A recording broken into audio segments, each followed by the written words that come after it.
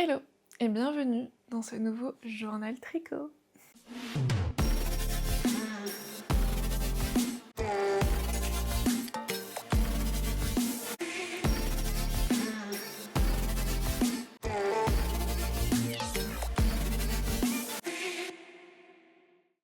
Alors aujourd'hui c'est un épisode un peu spécial, tout simplement parce que j'ai pas vraiment filmé au fur et à mesure de mes avancées, mais je vais vous présenter tout ce que j'ai pu faire depuis le dernier journal tricot qui date, il me semble, du mois de mars-avril.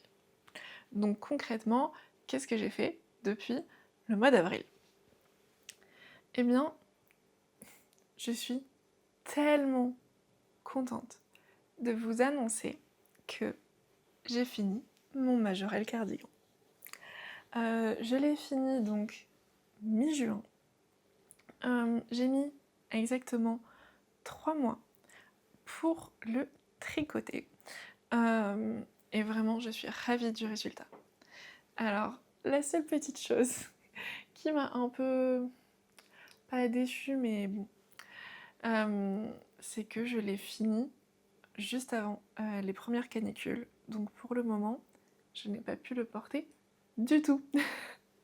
Voilà, c'est la seule chose un petit peu embêtante. Parce qu'au moment où je filme, on est mi-juillet. Les températures se sont un petit peu calmées. Donc je pense que je vais pouvoir le porter en soirée ou ce genre de choses. Je suis très très très contente d'ailleurs de pouvoir le porter. Il est incroyable. Déjà, ce drapé, voilà, il est lavé, bloqué, il attendait sagement dans un coin. Vraiment, je l'aime trop. Pour rappel, les laines.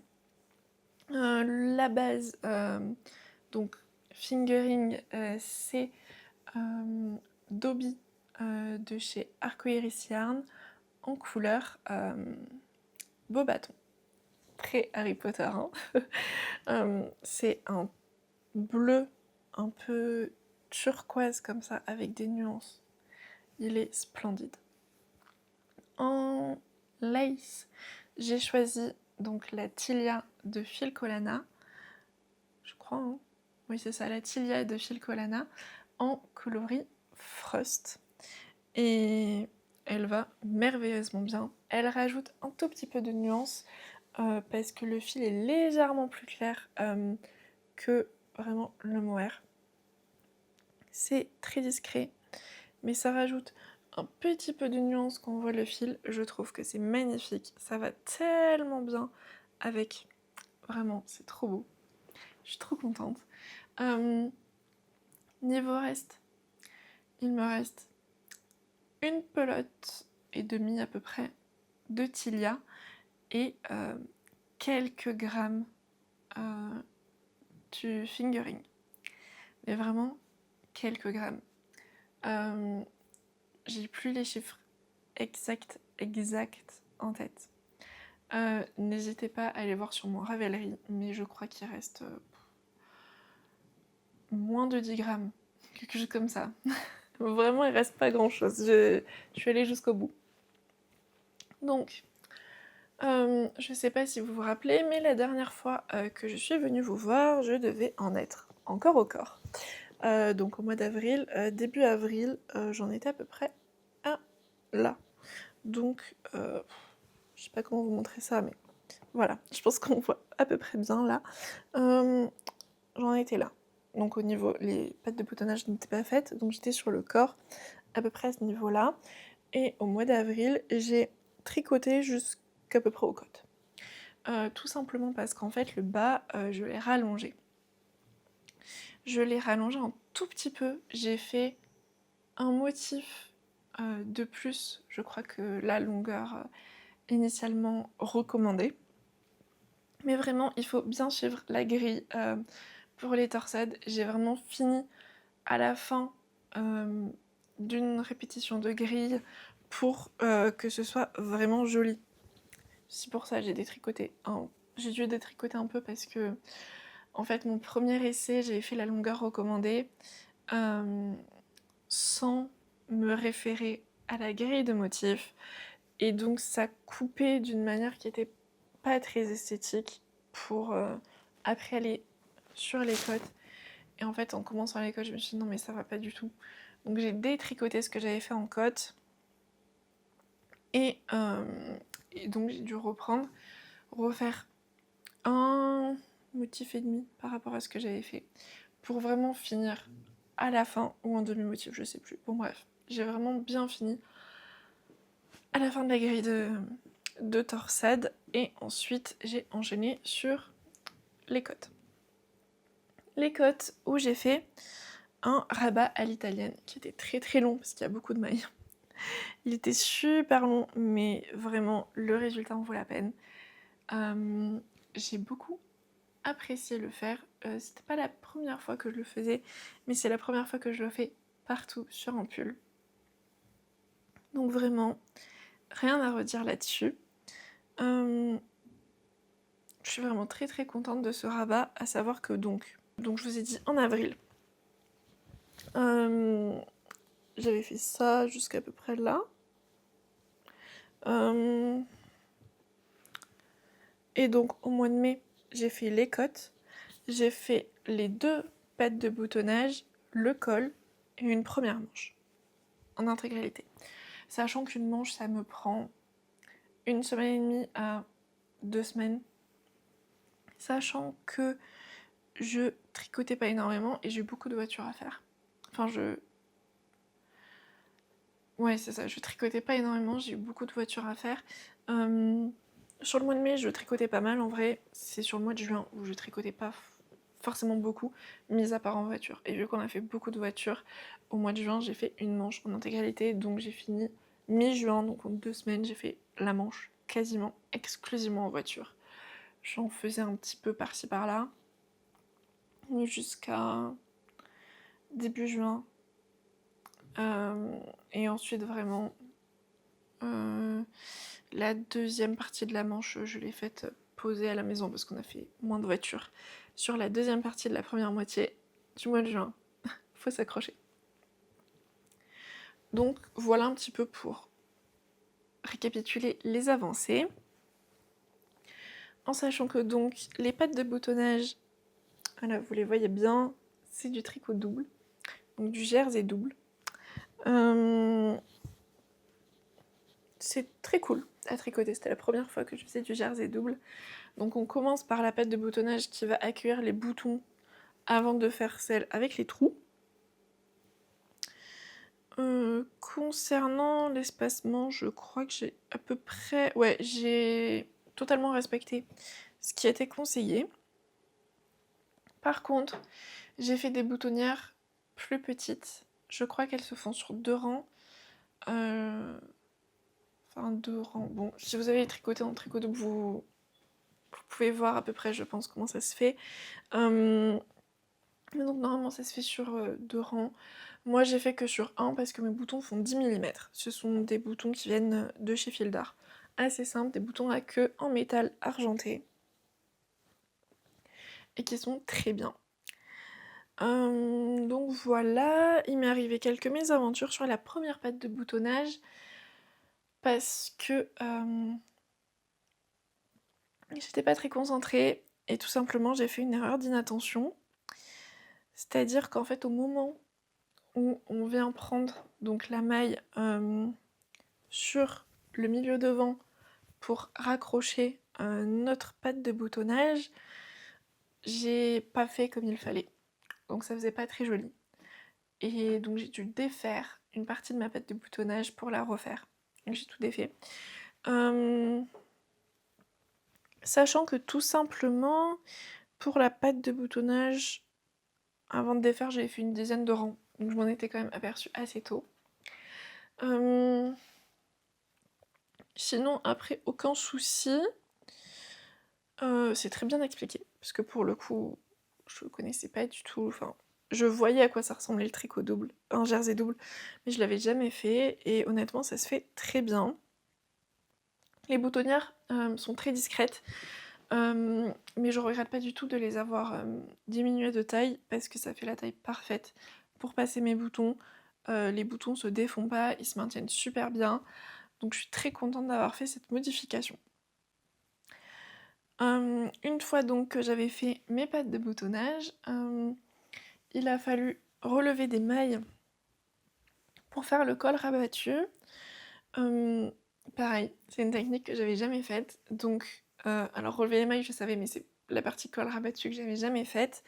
Donc j'ai relevé mes mailles, ce sont des cottes en 1, avec une petite technique pour que le pliage soit plus net, pour que la pliure voilà, se fasse un peu plus nettement.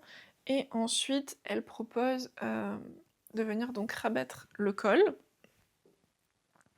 Je me demande si je l'ai pas fait un chouïa plus long que ce qui était prévu, mais bon.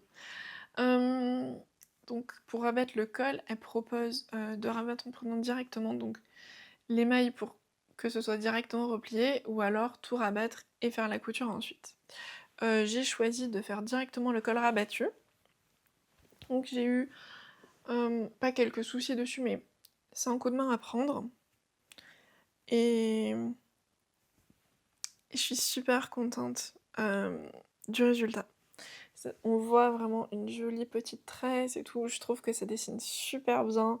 Le col à l'intérieur, c'est magnifique. J'aime vraiment beaucoup ça. Et honnêtement, ça a été très cool à faire. Alors, c'est sur une petite circonférence, hein, mais c'est très chouette. Ensuite, j'ai mis les boutons. Parce que là, je commençais à avoir plus beaucoup de laine. Et j'avais un peu peur que ça ne suffise pas pour faire mes 2 manches. Donc j'en étais rendue à ce moment-là à 100 grammes ou 200, je sais plus. 100 grammes, parce que je crois que c'est 50 grammes par manche à peu près. Donc il me restait 100 grammes. Et je me suis dit, bon, euh, on va peser un petit peu. Hein. Si jamais Vous avez tout sur mon Ravelry, si jamais j'oublie des choses, n'hésitez pas à aller voir. Parce que ça fait 1 mois que je l'ai fini, donc ça commence à être un petit peu loin. Mais voilà, donc j'ai tricoté ma première manche. Jusqu'à la longueur indiquée, et avant de faire mes cottes, je l'ai essayé. Et là, je me suis rendu compte que ça allait pas du tout. Parce que ma manche m'arrivait à peu près là. Et donc, il a fallu que je les rallonge. Donc, vu que j'avais bien pesé mon écheveau, enfin mon reste d'écheveau, avant de commencer les manches, je savais globalement combien j'avais à peu près utilisé. J'ai pesé que la fingering parce que le mohair, il m'en restait pas mal. Donc je m'inquiétais surtout de la fingering. Et donc j'ai reposé la laine à ce moment-là. Et j'en étais pas à la moitié par rapport au début de ma manche de l'écheveau. Donc je pouvais la rallonger, ce qui m'arrangeait fortement. C'est surtout à ce moment-là où je me suis dit que ça servait à rien de commander un nouvel écheveau du coup, parce que j'aurais assez de laine normalement pour faire les 2 manches. Parce qu'il y avait ça aussi. Si j'avais pas assez de laine, il fallait que je commande un écheveau parce qu'il lui en restait un, je crois. Je sais pas s'il lui reste toujours, mais il en restait un du même bain. Donc voilà. Donc j'ai rallongé ma manche. Donc j'ai fait la taille 4. Et donc à la fin des explications pour la taille 4 au niveau de la manche, vu que c'était trop court, j'ai continué le même rythme au niveau des diminutions. Je crois que vous pouvez voir un petit peu là mes diminutions. J'ai continué sur le même rythme jusqu'à arriver au nombre de mailles prévues pour la taille 2. Donc voilà, parce qu'il faut aussi savoir que pour la taille 4, au tout début des cottes, on a un nombre de mailles qui est impair. Et il y avait une petite manipulation à faire pour avoir un nombre pair et donc pouvoir faire les cottes 1-1 correctement. Ou alors c'était à la fin des cottes, je sais plus. Bon bref. Et je me suis dit que ça allait pas faire super... bon, peut-être que ça allait faire super propre, hein, mais je sais pas. J'étais pas hyper convaincue par ça. Et, et donc ça m'arrangeait bien de rallonger jusqu'à la taille 2 parce qu'à la taille 2, on avait un nombre qui était pair. Donc ça posait pas de problème, on attaquait directement les côtes. Donc c'est ce que j'ai fait. Et donc, comme je disais, j'ai suivi donc les diminutions pour arriver jusqu'en taille 2 au niveau du poignet. Ensuite, il y a des diminutions drastiques. Donc globalement, on fait 2 mailles ensemble, tout le temps, je crois. Oh, oui, ça a l'air d'être ça, à peu près. Bref. Ou alors c'est 2 mailles ensemble, 2 mailles en droit, quelque chose comme ça. Bref, en tout cas, c'est des diminutions drastiques pour faire un petit peu cet effet ballon, qui est vraiment très léger au porté. Hein. Et ensuite, on attaque les côtes. Les côtes, j'ai dû les faire sur des mini-circulaires, parce que c'est tout petit. Tout petit, tout petit. Ça fait... Je crois qu'on a un tout petit peu plus de mailles que sur les chaussettes que je fais moi, donc je fais des chaussettes en 64 mailles. Donc là, j'ai un petit peu plus de mailles que sur les chaussettes, mais donc j'ai dû passer en mini pour les côtes. Donc voilà, parce que j'aime pas le Magic Loop. Donc je suis passée sur des mini, et pareil, rabat à l'italienne. J'ai essayé de le faire de manière assez souple pour pouvoir passer mon poignet. Savoir que sur un des 2 poignets, c'est plus souple que sur l'autre. Donc la deuxième manche que j'ai faite, c'est légèrement plus souple. Et la première, du coup, c'est un chouïa serré. Je passe mon poignet, mais il faut pas plus. Globalement, c'est ça. Mais je pense aussi que c'était parce que j'avais peur de manquer de laine. Donc j'ai dû serrer un tout petit peu plus, mais voilà, mais vraiment ça épouse bien le poignet, et j'aime beaucoup en fait que vraiment ça vienne bien épouser le poignet, il n'y ait pas trop de matière, ça baille pas trop. C'est vraiment ce que je voulais, en tout cas pour ce gilet. Peut-être que sur d'autres pulls un peu plus lourds et tout ça, c'est un peu plus à propos de laisser des manches toutes droites. Mais j'avoue que pour ce gilet-là, j'avais envie de poignets qui soient bien, enfin, qui épousent bien. Donc c'est vraiment juste pour passer le poignet. Sinon, après, franchement, ça pose aucun souci. Je sais pas si je l'ai essayé depuis que je l'ai bloqué. Mais... si je l'ai réessayé depuis le blocage. Mais voilà, c'est vraiment très minime. Je sais même pas si en faisant ça vous allez voir. Mais voilà. Une fois que j'avais fini ma manche, ma première manche, j'étais contente parce que du coup j'étais à la moitié. Je crois que j'avais 1 ou 2 grammes de plus que la moitié. Je sais plus, enfin bon, j'avais quelques grammes de plus que la moitié de la laine. Donc j'étais ravie, j'ai pu faire la deuxième sans trop me prendre la tête là-dessus. J'ai quand même pesé de temps en temps, notamment à la fin. Est-ce qu'il va m'en rester? Mais oui, il m'en reste un tout petit peu, mais vraiment tout petit peu, tout petit peu, tout petit peu. Donc quand j'ai fini et que j'ai rabattu, j'ai juste eu à rentrer les fils des manches, parce que les fils du corps, je les rentre moi une fois que j'ai fini le corps, donc j'ai tout fait pour le col, et juste avant de monter les manches, j'ai rentré tous les fils. Comme ça, c'était plus à faire, et comme ça, après, on a juste les fils des manches à rentrer. Donc là, j'en avais pas beaucoup, je crois que j'avais un changement de mohair, et du coup, le fil de récupération de mailles. Mais j'avais vraiment pas énormément à faire, et le fil qui est au bout. Donc voilà pour ce super gilet. J'ai adoré le tricoter. Émilie, Atelier Émilie, fait des super patrons. J'aime beaucoup. Je vais bientôt, normalement, en tricoter un autre. J'ai très envie de le monter. J'attends d'avoir fini un autre projet avant de le monter, parce que sinon je vais avoir trop d'encours sur mes aiguilles. Mais j'ai déjà trop hâte, et surtout que ça va être un gilet en double mohair. Donc je vais attendre un petit peu pour le faire, mais ça va être canon. J'hésite fort à le monter maintenant. Mais bon, c'est pour plus tard. Donc voilà pour ce super Majorelle cardigan. Je vous le conseille plus. Il est super bien expliqué. À chaque fois qu'il y a des montages, elle met des liens vers des vidéos explicatives, si jamais, tout ça. Alors c'est pas des vidéos qu'elle fait elle, pas forcément, mais c'est des vidéos qui sont très bien faites. Et si jamais, moi je me suis aussi beaucoup aidée des petites vidéos qu'elle fait sur Instagram, parce qu'elle explique notamment les rabattages à l'italienne, très très bien, c'est comme ça que j'ai appris à les faire avec sa vidéo. Si jamais sur mes fiches Ravelry, je vous mets tous les liens des tutoriels que j'ai utilisés, qu'ils soient ou non répertoriés dans le patron, et notamment donc la vidéo où elle explique le rabattage à l'italienne. Je l'ai repartagé sur Instagram, n'hésitez pas à aller me suivre là-bas. J'aime bien repartager ces petits tutos parce que je les ai rapidement sous la main, et c'est vraiment très chouette. Donc voilà pour ce gilet, qui est magnifique. J'aime énormément le travail aussi d'Arco Iris Yarn. Ce gilet est très doux, c'est un nuage. Je suis trop contente du combo. Au début, en fait, pourquoi j'ai pris la Tilia et pourquoi j'ai pas pris directement le mohair aussi chez Arco Iris Yarn.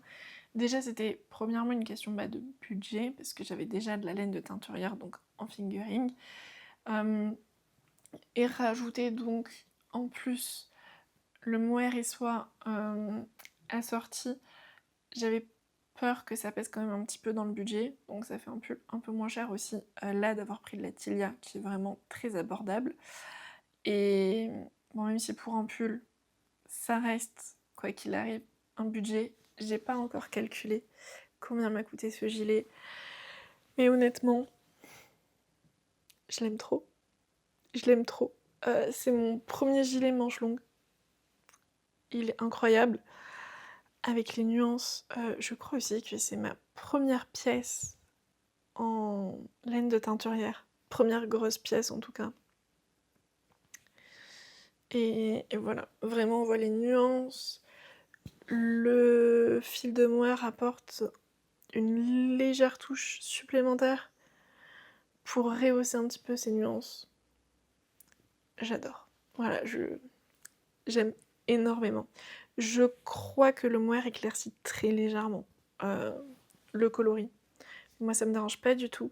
Et je voulais aussi quelque chose qui puisse un peu lisser le coloris. Je sais pas si c'est le bon terme, mais j'avais aussi peur qu'en prenant du coup en plus le mohair de teinturière, d'avoir ces effets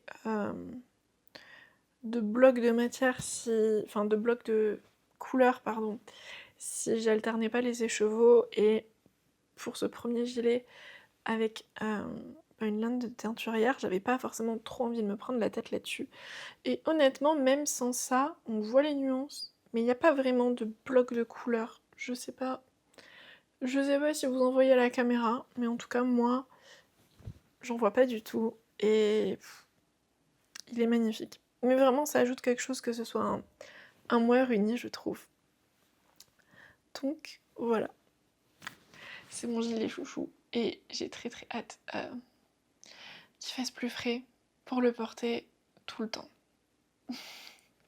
Tout le temps, tout le temps, tout le temps. Vraiment, je l'aime beaucoup, ce gilet. Bon allez, j'ai fini de parler de ce super gilet. Je vais vous parler de mon encours et ensuite je vous parlerai un petit peu de mes acquisitions.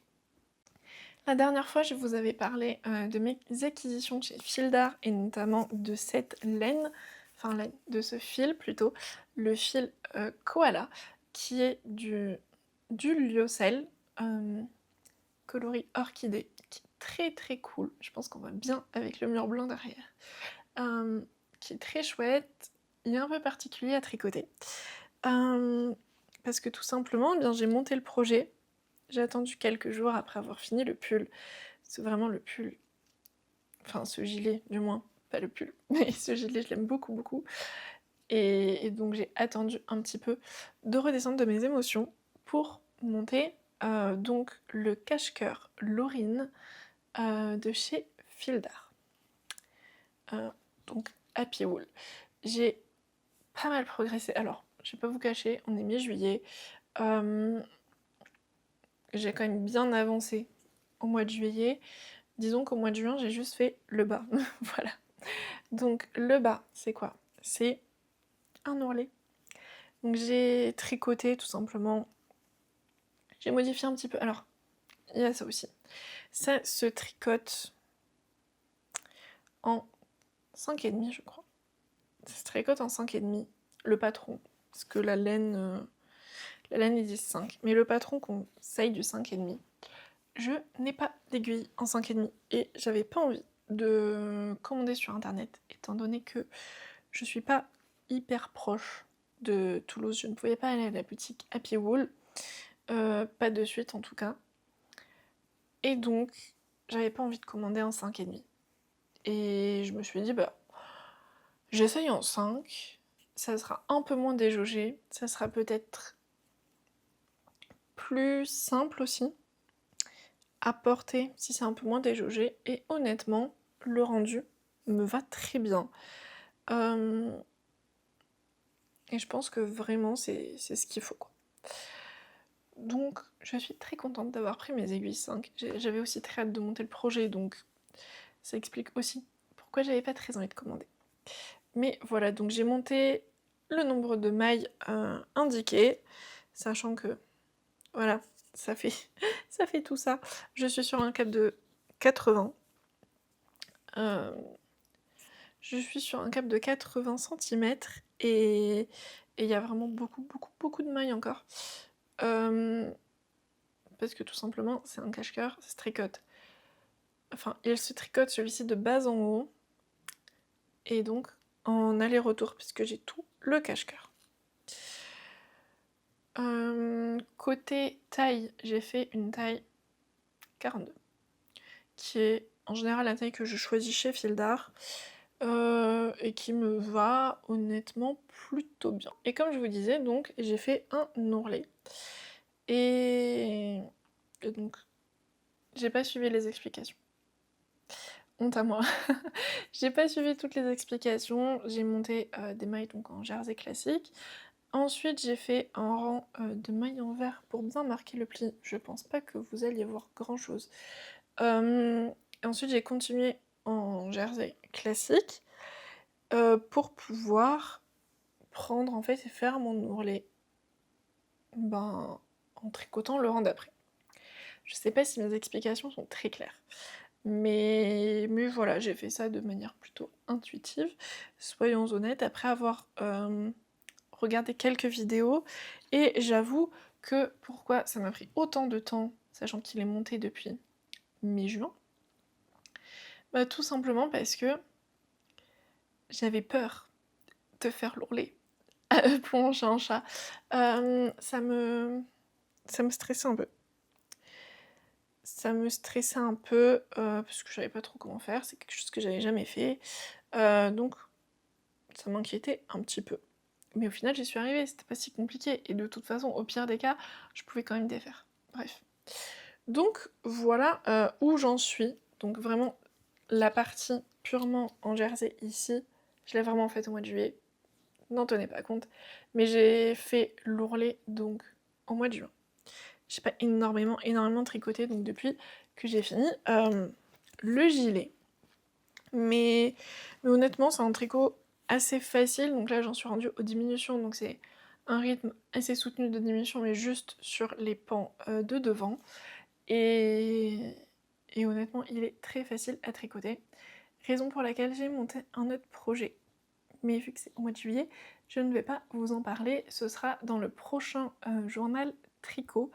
Parce que tout simplement, j'ai envie quand même d'arrêter ce journal tricot au printemps, on va dire, donc au mois de juin. Au final, c'était assez rapide sur ce projet-là, mais parce que tout simplement, pour l'instant, j'ai pas grand-chose à dire. Je suis les explications tranquillement, et j'avance tranquillement aussi, parce qu'avec les fortes chaleurs, forcément, j'ai pas eu trop envie de tricoter non plus. Et puis, voilà pour ce cache-cœur. Et dernière chose que j'avais envie de vous montrer, alors je sais plus si je l'ai acheté vraiment au mois de juin ou tout début juillet, mais je vous montre parce que j'ai besoin aussi de vos avis. J'ai acheté du raffia. Alors celui-là est blanc. J'en ai aussi un vieux rose comme ça. J'ai plusieurs pelotes, je vous en montre qu'une.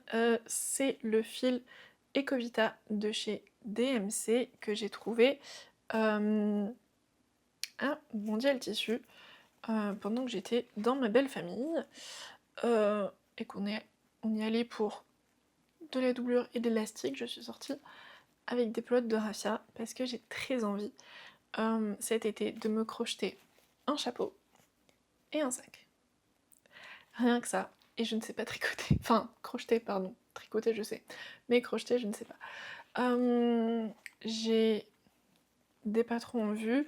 J'ai commencé tout doucement à crocheter, mais avec un autre fil, un fil de coton, qui était un peu chiant d'ailleurs, qui était un peu galère à crocheter, mais j'ai à peu près compris les mouvements. Donc, si jamais il y a des crocheteuses qui regardent ce journal tricot, n'hésitez pas à me donner tous vos conseils en commentaire, parce que je suis vraiment preneuse de votre expérience, et vous verrez peut-être un début de projet crochet dans le prochain journal tricot. On va continuer d'appeler ça journal tricot, mais il y aura peut-être un petit peu de crochet. C'est aussi pour ça que j'ai pas envie de monter de suite un autre projet tricot sur mes aiguilles, même si j'en meurs d'envie. Donc voilà, c'est des petites acquisitions. Je crois que j'ai 4 pelotes de blanc et 5 ou 6. Comme ça, 5 je crois. Donc voilà, j'avais repéré d'autres raffias, mais en fait j'avais pas très envie de commander sur internet. Donc j'ai choisi, quand j'ai vu celui-là chez Fildar, je me suis dit bon bah allons-y. Et je me suis rendu compte que là où j'habite, il y a aussi une boutique avec un petit espace mercerie où elles ont aussi cette référence, donc si jamais j'ai besoin d'une pelote supplémentaire, je pourrais en trouver facilement. Voilà pour ce journal tricot du printemps 2026, on va dire, de avril à juin. Je suis vraiment ravie de ce nouveau gilet. Comme je vous l'ai dit, je suis très contente des projets qui ont monté sur mes aiguilles. Je sais que je suis pas trop là, mon Make 9 que j'avais fait en début d'année. Mais c'est pas grave, l'important c'est de faire ce dont on a envie sur l'instant T. Mais je sais que là, cet hiver, je vais remonter des gros projets, enfin du moins des projets avec de la vraie laine et pas juste en fil, en lyocell ou en matière d'été du moins. Et ça va me faire aussi beaucoup de bien parce que j'aime beaucoup tricoter tout ce qui est mérino, tout ce qui est laine et tout ça. Donc j'ai hâte d'être en automne, mais pour l'instant, on va continuer les projets d'été et pourquoi pas se mettre au crochet. Donc je vous retrouverai le mois prochain pour un autre journal tricot dans sa forme originale cette fois-ci. Je vais essayer de vous prendre un peu plus fréquemment, même si à l'heure où je filme cette vidéo, comme je vous l'ai dit, je suis déjà mi-juillet. J'ai pas mal de choses à vous montrer, donc ça va être très chouette. N'hésitez pas à me suivre donc sur mes réseaux sociaux, comme je vous le disais, sur Instagram, sur Ravelry, à me laisser un petit commentaire ici en me disant ce que vous êtes en train de faire en ce moment ou ce que vous avez fait depuis qu'on s'est quitté au mois d'avril. Et moi je vous dis à très vite dans une prochaine vidéo. Salut!